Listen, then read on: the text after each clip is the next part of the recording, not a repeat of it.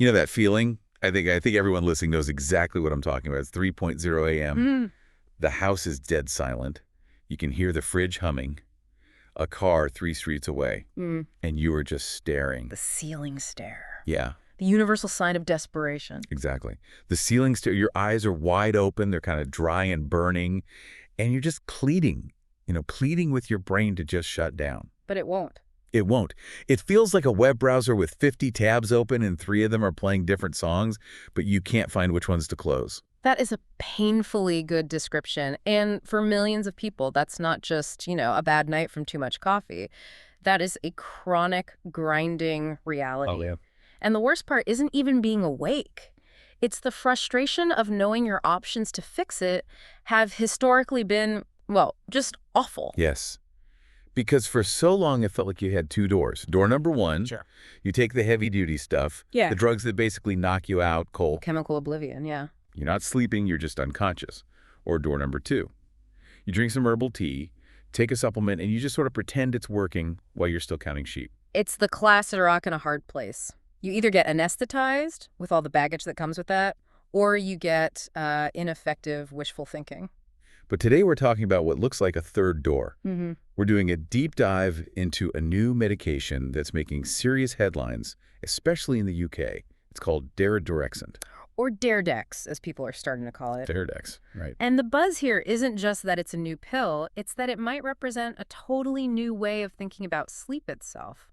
We're talking about a real shift from sedation to restoration. I love that distinction. And to set this up, we're synthesizing 2 really distinct sources for this. We're not just reading the press release here. No, definitely not. We've got a breakdown from a UK general practitioner, a channel called MedMan, who's actually on the front lines with this. Okay. And we're pairing that with the official NHS primary care insomnia clinical protocol. Which, I have to say, sounds incredibly dry. It sounds dry, but it's like a treasure map. It shows you exactly how doctors are trained to think about your sleep and the surprisingly high hurdles you have to clear to actually get these new treatments. So it explains the why behind the no. Exactly. Okay, so let's start there, the status quo.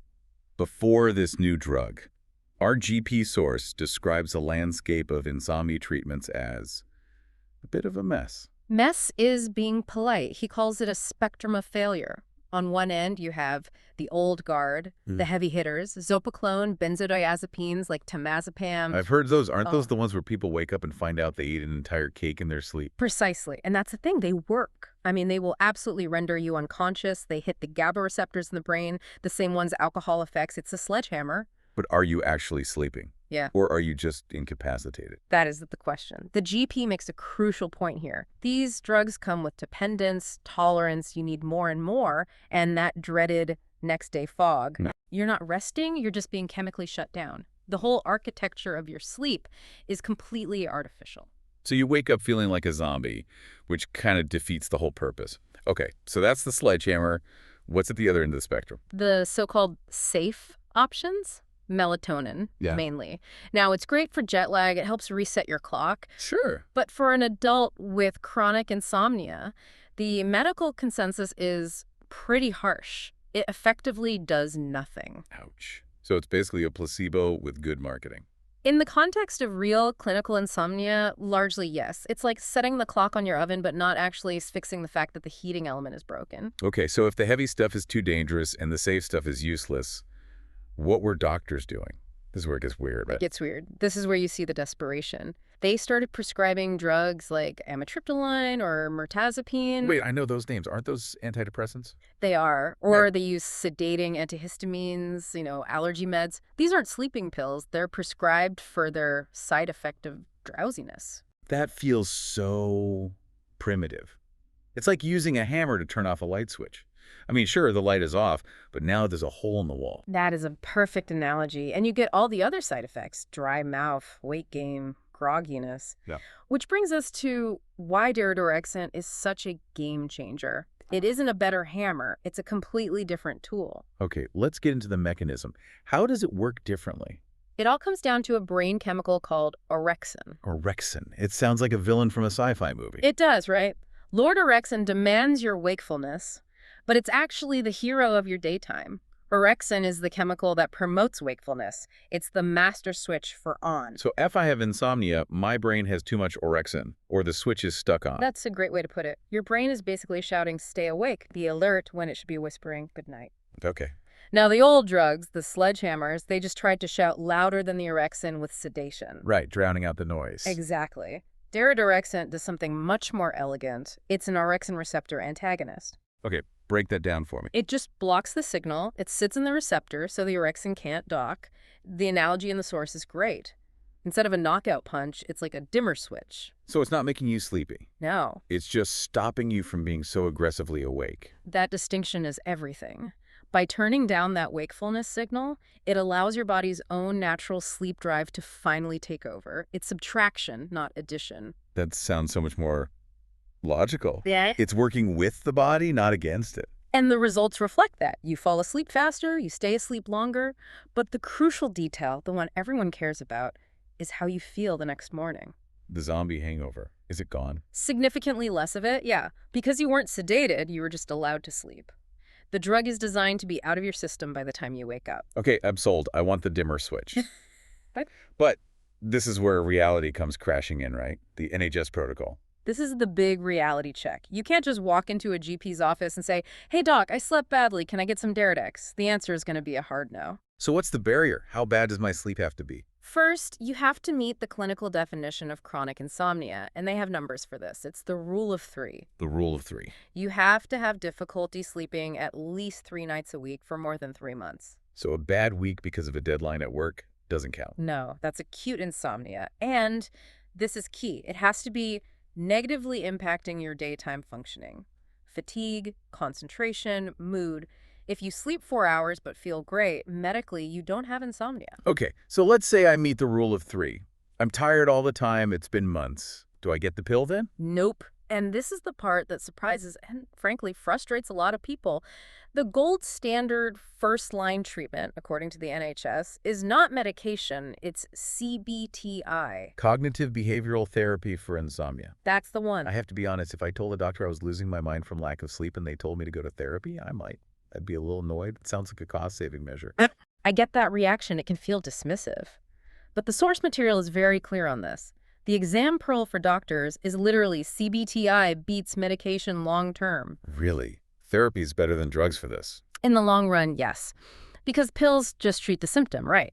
But chronic insomnia often becomes a psychological issue. You start to fear your own bed. Oh, yeah. The performance anxiety of sleep. I have to sleep now. I must sleep. Exactly. And that guarantees you won't. CBTI retrains your brain. It breaks that association. The protocol is also clear that sleep hygiene cool room, no screens, is important. But for chronic cases, it's usually not enough on its own. Okay, so before I can even get this new drug, I have to try therapy first. Yes. The official NICE criteria are like a checklist. 1, chronic insomnia. 2, daytime functioning is affected. And 3, the kicker. You must have already tried CBTI and it either didn't work or it wasn't available to you. Wow, so it's really a last resort, not a first choice. It's a clinical tool for treatment-resistant cases. It is not a lifestyle drug. Okay, so let's say I've done it all. I've done the therapy, filled out the diaries, met the criteria. I go to my GP. What happens? Well, first, you might get a blank stare. The source admits some GPs might just say, "Dar what?" Seriously? It's brand new. Doctors are human. They aren't, automatically updated. The MedMan source points out that many GPs are hesitant to prescribe new things until they see others do it. And then there's the bureaucracy, I'm guessing. Oh, yeah. The purse strings. Your local health board, the ICB, has to have approved it for funding, so your doctor might want to give it to you, but the computer literally says no because it's not on the local list yet. The postcode lottery. Of course. Always. But let's say the stars align. I get the prescription. Is it a magic bullet? Any side effects? No drug is perfect. The clinical trials showed things like headache, nausea, and some fatigue. Fatigue. From a sleeping pill. That seems counterintuitive. Well, that usually happens if you don't follow the main safety rule, Which is? to be able to dedicate a full 8 hours to sleep. Ah, okay. So you can't take it at 2 a.m. when you have to be up at 7. Exactly. If you do that, the drug is still active when you wake up, and you will feel it. You have to give it time to work and then clear out. That makes sense. But the source stressed, it's still much safer than the old drugs. Much safer. There's no respiratory depression. Meaning? It doesn't slow your breathing down. The old benzos could do that. Mix them with alcohol, and you could just stop breathing. This drug doesn't touch those brain centers. That's huge. And there's no evidence of physical dependency. No withdrawal, no cold sweats at 3 a.m. if you stop taking it. It really does sound like a complete shift in philosophy. It is, and if we zoom out, that's the most exciting part. Why did the NHS, which is famously slow, adopt this relatively quickly? Fresh joke. It's because we're finally realizing that sleep isn't a luxury. Poor sleep drives heart disease, diabetes, depression, even dementia. The stakes are just higher than being grumpy at work. Drastically. We know now the brain literally cleans itself during sleep. If you don't sleep, that metabolic waste just builds up. This isn't about feeling better tomorrow. It's about preventing a disaster in 10 years. And this all ties into that broader trend you mentioned, precision medicine. Yes. Look what's happening everywhere. We're moving away from blunt instruments. We're moving toward biological mimicry. So like with the weight loss drugs. Exactly like Ozempic, which mimics a hormone that tells your brain you're full. Or cancer therapies that upgrade your immune system. And now this, a drug that works with the body's own on-off switch. We're fine-tuning the dials instead of just pulling the plug on the whole machine. That's a great way of putting it. Okay, but before we get too excited, there was a really important red flag section in the sources. The hidden problem. Yes, the safety netting. This is critical. What if you do all this, you take the pill, and you still wake up exhausted? That would be so demoralizing. It would. But it could mean you don't have insomnia at all. You might have obstructive sleep apnea, OSA. And the treatment for that is totally different. Completely different. Insomnia is, I can't get to sleep. OSA is, I'm sleeping, but my throat is closing and I'm choking hundreds of times a night. Yikes. And taking a sleeping pill with OSA could be bad. It could be very dangerous. It can relax the throat muscles even more. That's why the protocol insists on checking red flags. Do you snore? Do you gasp for air? And, the weird one, what's your neck circumference? They measure your neck. They do. A larger neck often means more soft tissue that can collapse the airway. So if you have a thick neck and you snore, this pill is not for you. Correct. You have a plumbing problem, not a wiring problem. You need a completely different solution, like a CPAP machine. It's a great reminder that tired isn't a diagnosis, it's a symptom. Absolutely. The GP visit is an investigation, not just a prescription service. So to bring it all together, we started with the 3 a.m. stare, the old knockout punches, and the placebos. And now we have Daridorexant. It's a move from sedation to restoration.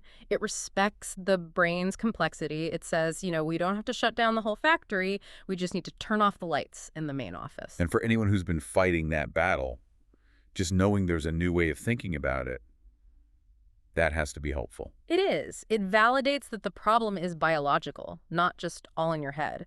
And it gives you a pathway. Even if you can't get the drug, knowing the steps, CBTI assessment, it's empowering.